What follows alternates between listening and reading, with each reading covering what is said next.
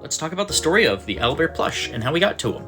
It started in 2014 where I kickstarted the Baby Bestiary Handbook, which became its own huge thing. There's actually 2 volumes, one that kickstarted in 2016, and inside it's cute illustration of the beasts as well as like how to care and train or rear them depending on the creature.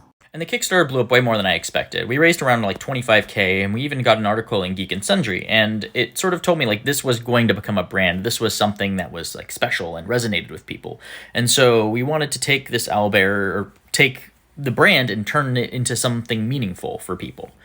So one of the ideas that I thought would be very good for it would be doing plushes, and an owlbear plush specifically because the owlbear is the one creature that Wizards of the Coast doesn't own, that is the most popular and iconic of D&D. So when I started, I was reaching out to manufacturers, and they were doing prototypes for me. I did actually like 2 manufacturers because I was kind of feeling around the process. So with those companies, I showed them this piece of art to be like, this is what I'm looking for. I'm looking for an adorable owlbear like this, like we have in our art. And for reference, this is the owlbear illustration in the Baby Bestiary Handbook as well. I also showed that. But the prototypes I got were not cute, at least starting out. We did 2 rounds with our first manufacturer, and we put down a $500 deposit on this as an advance towards production, and they would do the prototyping, and I didn't like what we got. We have this guy, and this guy, and honestly, both were terrifying. I actually never got the prototypes, which is probably a good thing, because they weren't really cute.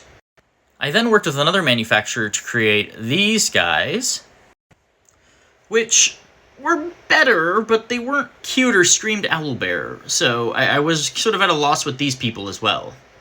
And at that point, I decided to go down the route of actually getting some professional to do plush development, like a prototype developer that knows how to make patterns, that knows how to make plushes, that we could hand off to a manufacturer and go from there. So we gave her this illustration, done by Vincent Yao, and this one has an interesting story because it sort of came around while we were walking in Koreatown, and I was inspired by the plushes that were there as something that were cute and lovable.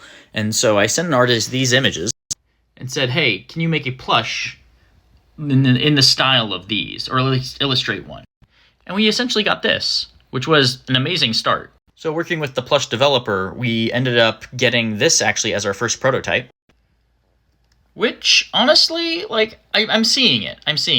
And with some clarifications and a tweak or 2, we ended up with something way better. And that led to this guy, the first prototype.